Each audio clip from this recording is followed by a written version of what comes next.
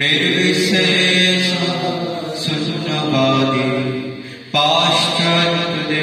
पाश्चात्यदेशतारिणे नमो विष्णुपदाय कृष्णपृष्ठाय भूतले श्रीमते भक्तिसिद्धान्त सरस्वती नामिने श्रीवासवानवि देवी दैताय कृपार्थये कृष्णसम्बन्ध विज्ञान दायिने प्रभवे नमः माधुर्यजल प्रेमार्य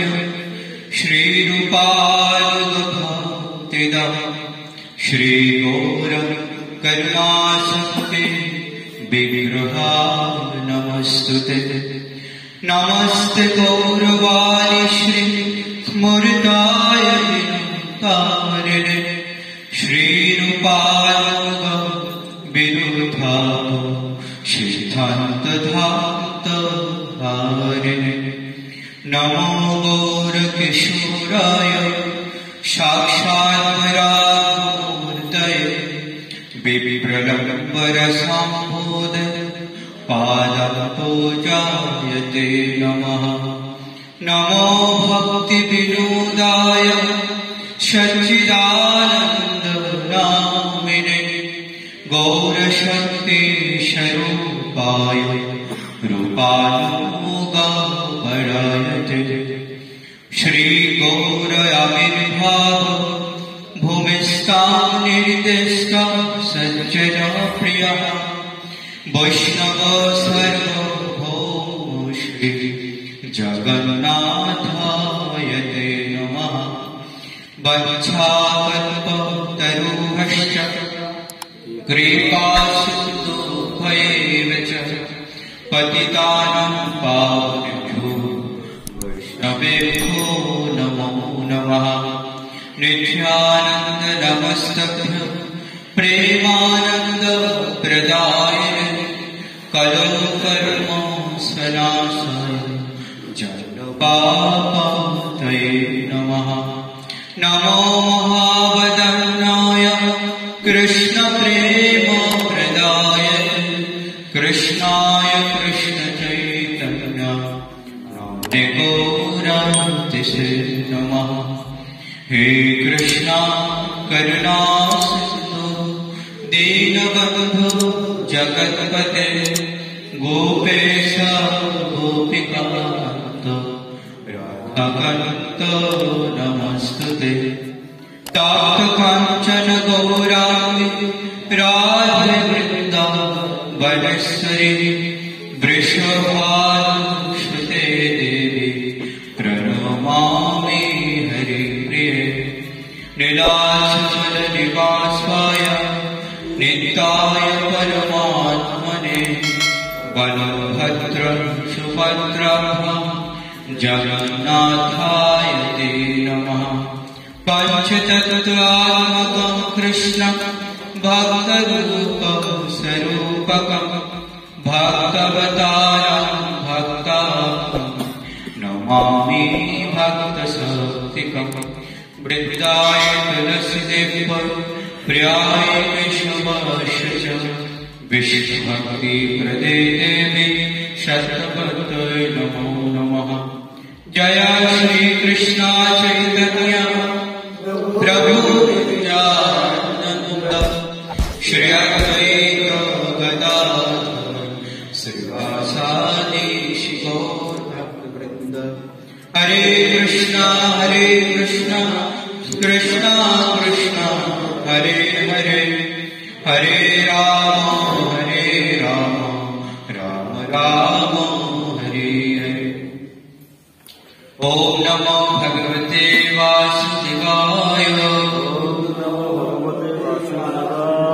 ओम नमो भगवते वासुदेवाय ओम नमो भगवते वासुदेवाय ओम नारायण नमस्कृत्य नरं चैव नरोत्तमं देवी सरस्वती वेशा तनुजाय मुदीरये मुखं करोति वाचालं पंगुं लङ्घयति गिरिं वन्दे शीघ्रदिनतारं परमानन्दमाधवं श्रीचैतन्येश्वरं नमो ओं विष्णुपदाय कृष्णकृष्णाय भगवे श्रीमते भक्तिचारु स्वामिनिति नामिने श्रीतचेता सुप्रणीता भक्ति नाम चरशाकृतं प्रभुपादलकप्राणानि भक्तिचारुपदं नमो ओं विष्णुपदाय कृष्णकृष्णाय भगवे श्रीमते जयप्रकाश स्वामिनिति नामिने नमो आचार्य पदाय निताय कृपाप्रदाय गौरकथा दामोदर प्रवताय श्री प्रभुपाद की जय। तो उपस्थित সকল ভক্তদের চরণে আমার শাশ্বত প্রণাম এবং বিশেষ করে আমার সম্মুখে প্রায় বিষ্ণু রয়েছে আমাদের সকলের পূজনীয় আমাদের এই মন্দিরের সুযোগ্য অধ্যক্ষ হিজ গ্রেস নিতাই দায় ব্রহ্মচারী প্রভু। তো প্রভুর চরণে আমার শাশ্বত প্রণাম। প্রভু আমাকে আজ্ঞা করেছে, তো সেই আজ্ঞাবে দাসে আজকে ভাগবতম ভাগবতম সেবা করার প্রয়াস করছি। সেজন্য আপনাদের করুণাগুলোকে প্রার্থনা করছি। তো আজকে ভাগবতম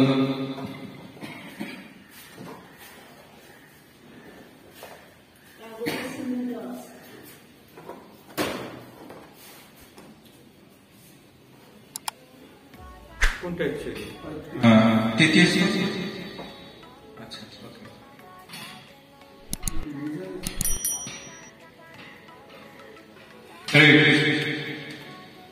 তো তৃতীয় স্কন্ধ একবিংশতি অধ্যায়। এই অধ্যায়টির নাম হচ্ছে মনোকর্ম সম্পদ।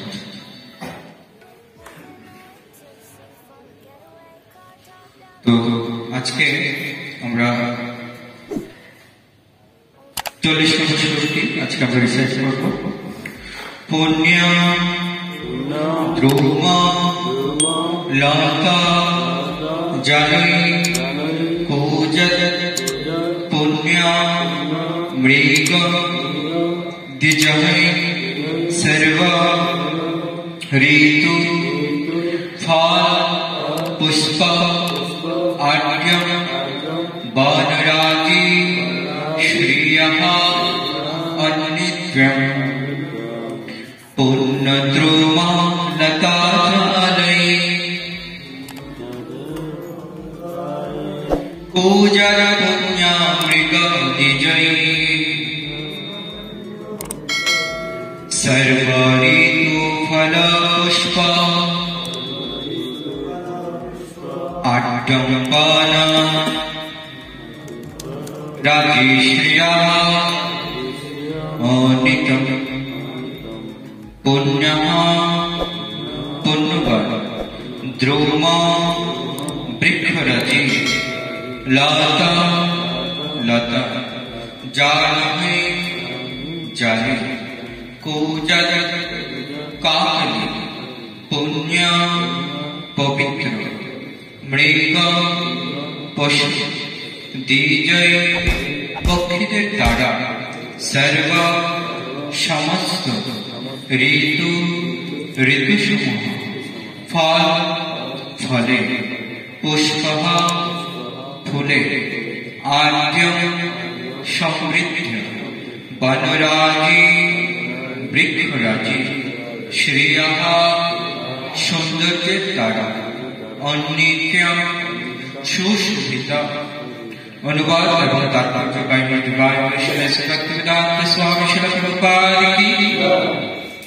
অনুবাদ।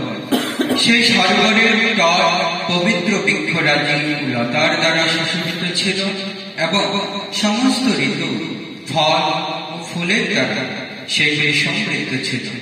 তা বিবিধভাবে পূজনরত পবিত্র পশু পাখিদের আশ্রয় দান করেছিল। তা বন্য বৃক্ষরাজির কুঞ্জে সুবাস ধারা বিভূষিত ছিল। সকলে কৃপাপূর্বক বলবেন, সেই সরোবরের তট পবিত্র বৃক্ষরাজি ও লতার দ্বারা সুশোভিত ছিল এবং সমস্ত ঋতুর ফল ও ফুলের দ্বারা সেগুলি সমৃদ্ধ ছিল।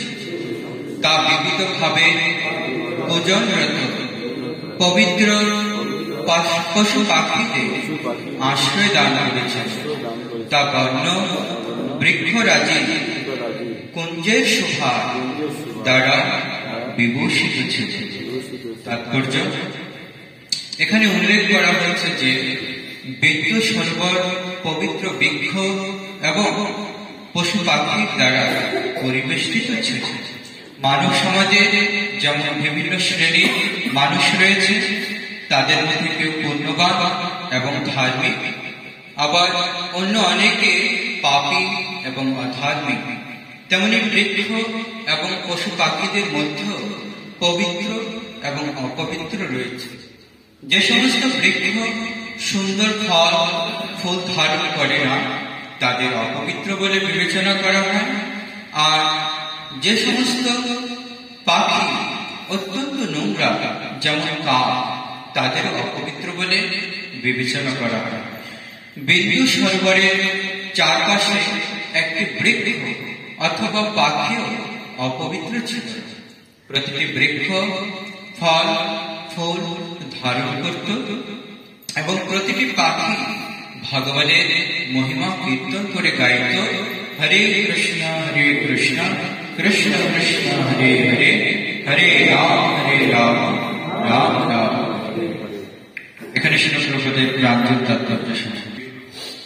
তো আমরা জানি যে মানব জাতির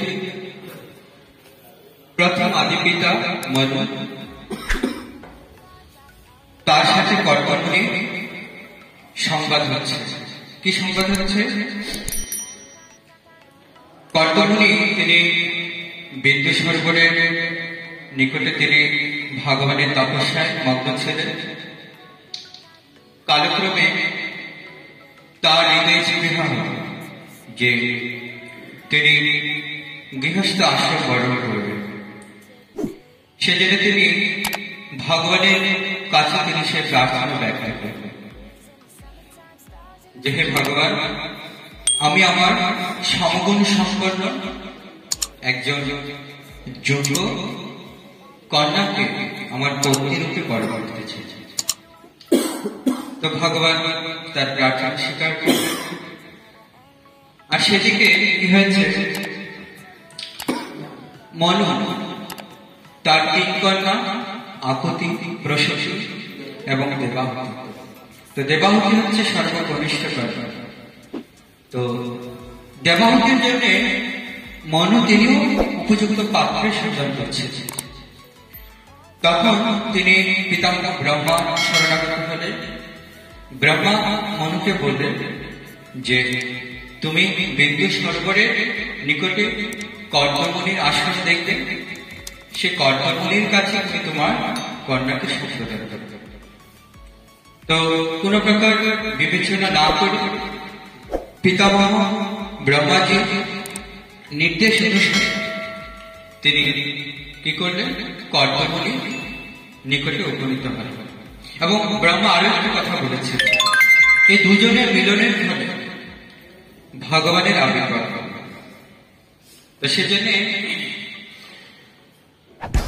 মনু কি করেছিলেন, তার কন্যা দেবহূতিকে নিয়ে তিনি কর্কটমণি যেখানে তপস্যা করতেন বিদ্যুৎ সরোবরের নিকটে, সেখানে তিনি উপনীত হয়েছেন। এবং শাস্ত্রে দেবহূতি মাতার যে রূপের যে বর্ণনা, সেটি বর্ণনা করে বলা হয়েছে যে এক সময় মাতা দেবহূতি যখন রাজপ্রাসাদের উপরে, তিনি যখন ছোট্ট বালিকা ছিলেন, খেলা করছে, আর সে সময় বায়ুদেব পবনদেব যখন গগনমার্গ তিনি উড়ে যাচ্ছিলেন, এই দেবাহুতির এত সৌন্দর্য লাবণ্য দেখে সে তার প্রেম থেকে পড়ে পড়েছে। তো অত সুন্দর হয়েছে। তো সেই দেবাহুতি মাতাকে সম্প্রদান করার জন্য তার পিতা মনু তিনি কর্কটমণির নিকটে এসে উপস্থিত হলেন। তো কর্কটমণির অবস্থাটি কিরকম ছিল, তিনি কোথায় থাকতেন, কিভাবে থাকতেন, কি আহার করতেন, কি পরিধান করতেন, সেটা যদি কেউ শোনে, তাহলে কোন আদর্শ পিতা তার উপযুক্ত কন্যাকে কখনোই সংশোধন করবে। কেন? কারণ প্রথম কথা হচ্ছে, কর্দমণি ঢাকার একটি ভালো কুঠির ছিল। তিনি থাকতেন বনে, বৃক্ষের লতা পাতা খেয়ে জীবন ধারণ করতেন, আর বৃক্ষের বাকলকে তিনি বস্ত্র হিসেবে পরিধান করতেন, আর বৃক্ষের নিচে তিনি তপস্যা করতেন। আর যেহেতু বিন্দু সরোবর নিকটে ছিল, সে সরোবরে তিনি স্নান করতেন। এ ছিল তার জীবন। এবং তার প্রবল তপস্যার প্রভাবে ভগবান স্বয়ং প্রসন্ন হয়েছে, এবং ভগবান নিজে বাসনও ব্যক্ত করেছে যে আমি তোমাকে আশীর্বাদ করছি, গৃহস্থ আশ্রমে তুমি প্রবেশ করো এবং আমি তোমার পুত্র রূপে আবির্ভূত হব। সে আশীষ প্রদান করেছে। তো এখানে যে লেসন, সেটা প্রথম লেসনটা হচ্ছে, শ্রীমদ্ ভাগবতমে বলা হচ্ছে, অকাম সর্ব কাম বা মুখ্য কাম উদার তীব্রেণ ভক্তি না যজেত পরম। যে কামনা থেকে বাসনা রহিত হোক আর কামনা নিয়ে হোক, সর্বদাই ভগবান মুকুন্দ মুরারি সবাই মুক্ত থাকা উচিত। যেখানে আমরা দেখছি কর্মণী হৃদয় বাসনা হৃদয় গৃহস্থ আশ্রম, যেটা আপাত দৃষ্টিতে জড় বাসনা। তো সেটাও তিনি কি করলেন? ভগবানের কাছে ব্যক্ত করলেন। আমাদের কি হয়? আমাদের জড় জগতের লোকদের কি হয়? যখন জড় জগতের বাসনার উদয় হয়, তারা কোথায় যায়? দেবালয়ে, দেব দেবতাদের শরণাগত। কৃষ্ণ বলছেন সেটি করার দরকার। সেটি যারা করে, কৃষ্ণ তাদের কি বলছেন? অন্তবতু ফলম তেষাং তৎ ভবতি অল্প মেধসা। যারা অল্প বুদ্ধি, তারা দেবতাদের শরণাগত। কিন্তু যারা বুদ্ধিমান, তাদের এদের কামনাও তথাপি তারা ভগবানের নিকট শরণাগত হবে। পার্থক্যটি কি? দেবতাদের কাছে জড় বাসনা নিয়ে গেলে সে জড় বিষয় প্রাপ্ত হবে ঠিক, আর তার ফলশ্রুতিতে তারা আরো বেশি করে সে জড় বিষয় প্রাপ্ত হয়ে কৃষ্ণ থেকে আরো দূরে সরে যাবে এবং জড় জগতে আরো বেশি করে অন্ধকূপে পতিত হবে।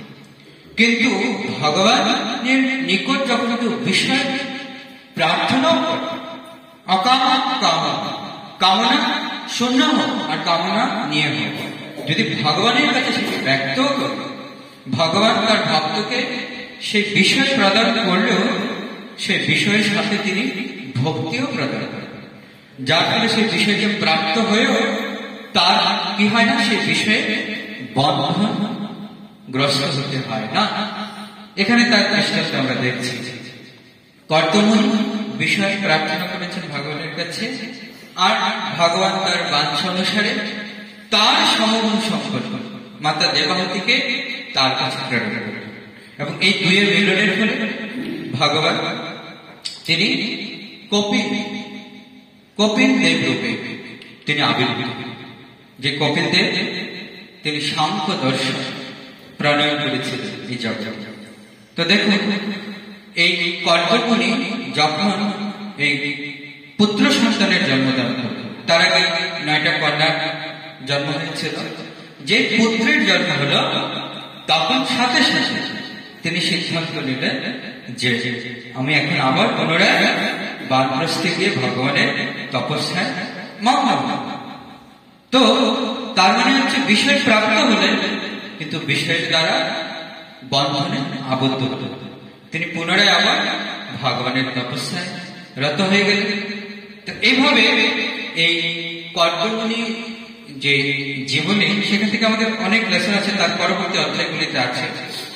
তো এই অধ্যায়টিতে বেসিক্যালি হচ্ছে, মনু যখন কর্দমণির সম্মুখে উপস্থিত হয়, তিনি কর্দমণির একের পর এক অনেক প্রশংসা করছেন, তার গুণের প্রশংসা করছেন, যে তিনি একজন অত বড় তপস্বী যে ভগবানের চিন্তা তিনি তার মনকে সম্পূর্ণরূপে সমাধিগ্রস্ত করেছেন। সাধারণত যোগীরা কি করে? অষ্টাঙ্গ যোগ অনুশীলনের মাধ্যমে তারা কিছু যোগ সিদ্ধি প্রাপ্ত করেছে, কিন্তু কর্দমণি এখানে যদি অষ্টাঙ্গ যোগের মাধ্যমে তিনি সিদ্ধি প্রাপ্ত হয়েছিলেন, কিন্তু তিনি ছিলেন ভগবানের ভক্ত। বিশেষ করে যোগী যখন সমাধি স্তরে উপনীত হয়, সমাধি স্তরে উপনীত হওয়ার পর তিনি পরমাত্মাকে তার হৃদয়ে যখন দর্শন করেন, তখন তার হৃদয়ে শরণাগতি শুরু হয়। দেখুন, ভক্ত এবং যোগীর মধ্যে পার্থক্যটা দেখুন।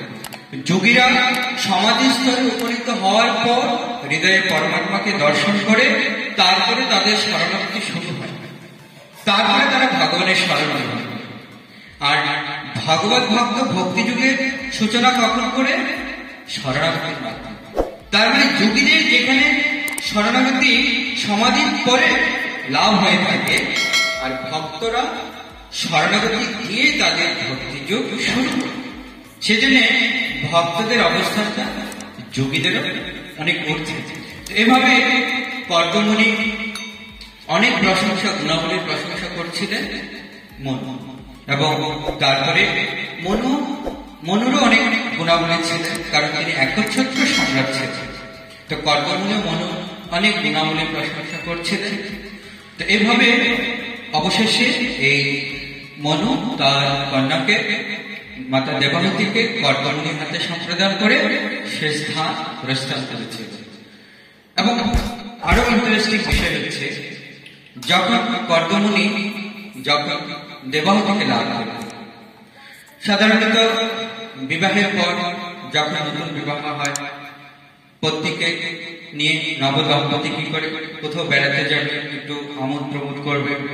কিন্তু কর্দমুনি কি করলেন? বিবাহ করেছেন, কিন্তু তিনি ভগবানের চিন্তায় অবিচ্ছেদ। তিনি চিন্তা করছেন আমার তপস্যা পূর্ণ হয়। তিনি তপস্যার মধ্যে তার পাশে বসে আছে একজন সব থেকে সুন্দরী এক কন্যা। তো সেই মাতা দেবহূতি তিনি কি করছেন? তার স্বামী সেবা করছেন। তার স্বামী শরীর মর্দন করে দিচ্ছেন, গাছের বাকল নিয়ে এসে তাকে পরিধানের জন্য সহযোগিতা করেছেন। এভাবে স্বামীর সেবা করছেন। এভাবে দীর্ঘদিন ধরে প্রায় 1000 বৎসর অতিক্রান্ত হয়ে গেছে। তার স্বামীর কোনো খবর নেই যে তার পাশে একটা সুন্দরী রমণী রয়েছে যাকে তিনি বিবাহ করেছেন। 1000 বছর পর তখন তিনি চোখ খুললেন, যখন দেখলেন মাতা দেবহূতি তাকে নিরলসভাবে সেবা করে চলছে, আর তার শরীর অতিকায় ক্ষীণ হয়ে গেছে। তিনি তখন অত্যন্ত অনুতাপ করলেন, হ্যাঁ ভগবান, এরকম এক অপূর্ব সুন্দরী রমণীকে মনু আমার হাতে সমর্পণ করেছে, আর তার টেক কেয়ার করে তো দূরের কথা, আমি ভুলেই গিয়েছিলাম আমি যে বিবাহ করেছি। তখন মনু এই কর্দমুনি পুনরায় তার যুব শক্তির মাধ্যমে তিনি এই বিন্দু সরোবর থেকে এই মাতা দেবহূতিকে বললেন স্নান করে আসতে। স্নান করে আসার সাথে সাথে পুনরায় তিনি আবার তার পূর্বে অপূর্ব লাবণ্য সব ফিরে পেলেন। তারপরে যুব সিদ্ধির মাধ্যমে একটা বিরাট করে প্লেনেট তৈরি করলেন কর্তব্য। সেখানে মাতা দেবহূতিকে নিয়ে তারা অনেক বিহার করেছে। এইভাবে অনেক সুন্দর বর্ণনা রয়েছে। তো আজকের যে আলোচনা, সেখানে জাস্ট বিন্দু সরোবরের বর্ণনা দেওয়া হচ্ছে, যে সেখানে পবিত্র বৃক্ষরাজি লতার দ্বারা সে সরোবর এবং তার চারপাশ সুশোভিত ছিল, এবং সমস্ত ঋতুর ফল ফুলের দ্বারা সে বৃক্ষগুলি সমৃদ্ধ ছিল। এবং প্রভুপাদ তাৎপর্য বলছে যে সমস্ত বৃক্ষ পবিত্র, আবার সমস্ত পশু এবং পক্ষীও পবিত্র। যে ফুলের মধ্যে সুগন্ধ নেই সেই ফুল ভগবানের সেবায় যুক্ত হয়। আবার যে বৃক্ষ ফল প্রদান করে না, সে বৃক্ষ ভগবানের সেবায় যুক্ত হয়। এইভাবে বৃক্ষের মধ্যে পবিত্র বৃক্ষ রয়েছে, আবার পক্ষী এবং পশুদের মধ্যে পবিত্র পশু কিংবা পক্ষী রয়েছে। একইভাবে মনুষ্য শরীর প্রাপ্ত হয়ে আমরা যারা ভগবানের সেবায় যুক্ত হচ্ছি না, তো তাদেরও একই অবস্থা, সেই পশু এবং পক্ষীদের মতো যারা ভগবানের সেবায় লাগলো, তাই না? তো সেইভাবে প্রভুপাদ তাৎপর্য বলছেন যে প্রতিটি জীবের উদ্দেশ্য হওয়া উচিত যে ভগবানের গুণমহিমা কীর্তন করে। সে পশু হোক পক্ষী হোক, যে তার মাধ্যমে তার নিজের শরীর দিয়ে হোক, তার নিজের ফল দিয়ে হোক, পুষ্প দিয়ে হোক, একটা ফুলের গাছ সেও ভগবানের কি সুন্দর সেবা করছে, তার পুষ্পগুলি ভগবানের সেবায় রাখছে। একটি বৃক্ষ তার ফলগুলো ভগবানের সেবায় যাচ্ছে। আর আমরা মনুষ্য শরীর প্রাপ্ত হয়ে সশরীরে ভগবানের যদি সেবা না করি তাহলে এটি নিতান্তই আমাদের অনেক দুর্ভাগ্য, তাই না? তো ধন্যবাদ, এখানে আমি বিশ্রাম রাখছি। আজকের আলোচনার উপর যদি কারো প্রশ্ন বা কমেন্ট থাকে আমি চেষ্টা করতে পারি। হরে কৃষ্ণ। এই যাই কোশ্চেন? হ্যাঁ, হরে কৃষ্ণ।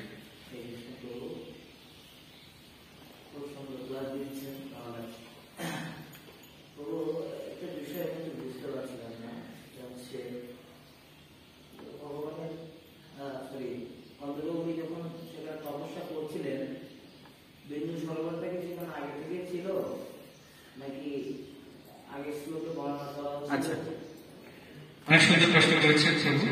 যে বিন্দু সরোবরের নিকটে কর্দমণি তপস্যা করছিলেন, এই বিন্দু সরোবরটা কি আগে থেকে ছিল? হ্যাঁ, এটা আগে থেকেই ছিল। আমি যে বর্ণনাটা শুনেছিলাম যে ব্রহ্মা যখন তপস্যা করলেন, তপস্যার পর যখন ভগবানকে দর্শন করলেন, ভগবানকে দর্শন করার পর এক মুহূর্তের জন্য ভগবান ব্রহ্মাকে দর্শন করলেন। তারপরে ভগবান আবার অন্তর্হিত হয়ে গেলেন। তো ভগবানের বিরহে ব্রহ্মার চক্ষু থেকে এক বিন্দু অশ্রু যে জায়গাটাতে পড়েছিল, ওই জায়গাটি পরবর্তীতে বিন্দু সরোবর হিসেবে পরিবর্তন করেছে। এটি আমি শুনেছিলাম। তো এইভাবে বিন্দু সরোবরটা আসলে ব্রহ্মার যে প্রেমাস্ত্র, সেই প্রেমাস্ত্র থেকে এই বিন্দু সরোবরে আবির্ভাব। পরবর্তীতে কর্মটি সেখানে তপস্যা করেছে। হরে কৃষ্ণ। ধন্যবাদ। জগৎগুরু শিল প্রভুপাদ কি, অমর পুরাণ শ্রীমদ ভাগবত কি, নিতাই গৌর প্রেমানন্দে। जय जय पुत्र एकादशी व्रत महिमा की, परिवार हरिनाम संकीर्तन की, निताय गौर प्रेमानंदे। তো আমার যদি কোনো ভুল ত্রুটি হয় আমি ক্ষমা ভিক্ষা প্রার্থনা করছি। আমার জন্য কি বলবো? বাঞ্ছা কল্পতরু বৈষ্ণব কৃপা সিন্ধু